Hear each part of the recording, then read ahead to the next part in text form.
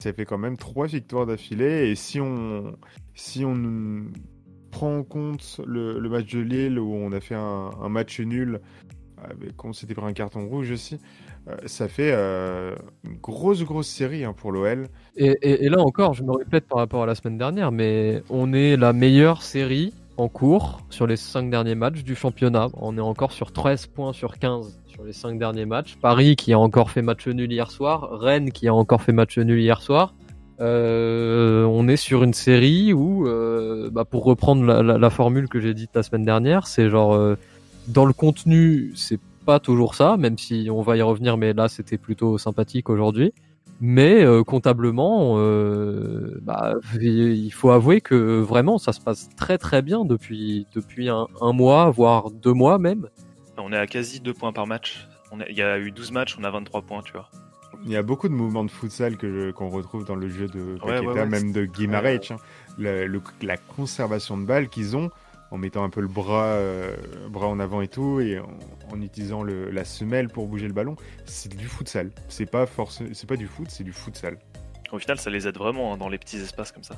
Ouais, mais c'est le joueur moderne, c'est comme ça que... Et surtout, Paqueta, ce qui est bien avec lui, c'est qu'il prend des risques quand il fait ses passes, et il fait des passes verticales. Genre, tu gagnes 15 mètres quand il fait une passe. Ouais. Ça, c'est vraiment cool. Oh putain, ça fait plaisir de comparer à avant. En fait, avant, t'avais quoi? T'avais Touzard, mais Touzard, il en faisait pas. C'est un autre type de Lucas. Tu vois, c'est ça, c'est... Surtout, un truc que j'ai noté aussi, que peu de gens sur Twitter ont remarqué, c'est qu'il faisait l'essuie-glace. C'est-à-dire que tu le voyais aux avant-postes, tu le voyais en défense, il a fait 3 ou 4 fautes, je crois, un peu d'empressement, en mode je veux récupérer le ballon, donc je pousse un peu le joueur rémois qu'il a et tout, enfin un peu fougueux, on va dire, comme match. Mais ça prouve bien qu'il était vraiment partout, quoi. Il y a une grosse activité dans le jeu. Et là, à l'image d'un Paqueta qui était dans un nouveau rôle de box-to-box, comme on l'a dit avant, Bruno, il était aussi dans un nouveau rôle qui était quasiment un rôle de meneur de jeu avancé numéro 10, qu'on n'avait jamais vu de lui jusqu'ici.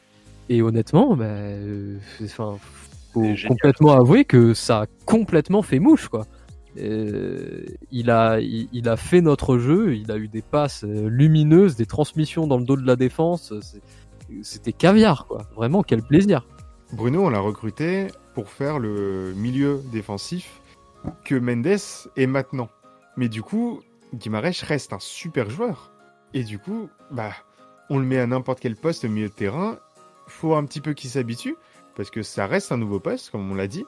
Mais il est excellent, et j'espère qu'il va rester à ce poste. Parce que ça voudrait dire que Mendes continue d'être bon et que l'équipe tourne bien.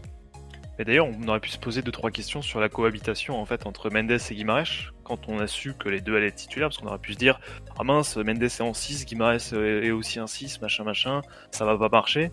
Et au final, Mendes est resté en 6 comme prévu, et Guimarães s'est hyper bien adapté à ce côté, ok, je vais pas jouer exactement comme avant, je vais jouer plus haut, et au final, ça l'a limite sublimé de jouer plus haut. Parce qu'on l'a vu, il a lancé du bois en profondeur plusieurs fois pour des centres.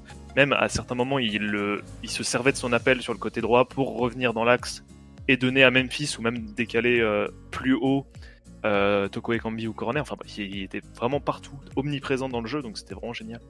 Et là où je pense, où il faut faire un petit clin d'œil et un petit chapeau à Juninho, c'est que ces trois joueurs que Louis a ramené. Même si Mendes a eu beaucoup de critiques à son égard, Mendes revient bien, et ce milieu complètement brésilien est actuellement le meilleur de Ligue 1, sans exception.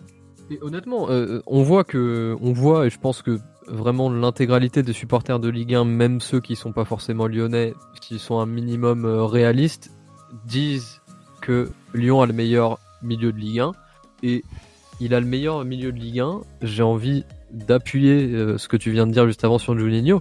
Le milieu, c'est le seul axe de notre équipe qui a été entièrement façonné par Juninho. Mendes, c'est lui. Jean-Lucas, qu'on voit pas assez à mon goût, c'est lui. Guimarães, c'est lui. Cacré, pour qu'il joue en équipe première, il a demandé à Garcia de le faire et il l'a forcé à lui donner des minutes. Donc ça, c'est encore lui. Donc là, ça fait déjà 4 milieux. Paqueta, 5, c'est encore lui. Est-ce qu'on parle pas ici de la plus grosse réussite de Juninho depuis son arrivée c'est quand même monstrueux, ça. S'il pouvait s'atteler à la défense aussi, ce serait sympa. Ce serait une bonne idée, hein. Je pense que ça va être le prochain objectif. Cherki, honnêtement, ça fait plusieurs fois que je me fais cette réflexion-là. Quand il rentre en cours de match, il est largement meilleur que quand il démarre titulaire. Il arrive, là en plus sur ce match-là, il a joué vraiment au centre, en position de milieu offensif et pas sur un côté.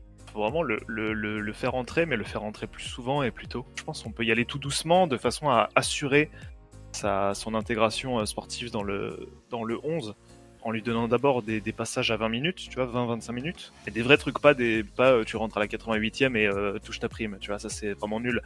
Mais en rentrant à la 70e dans chaque match, limite, un peu comme le premier remplaçant, quoi, le Shaqiri de Liverpool, mais version OL, vous voyez. Je pense que c'est vraiment la solution idoine pour tout le monde, et que tout le monde y trouve son compte comme ça. Tout le monde y trouve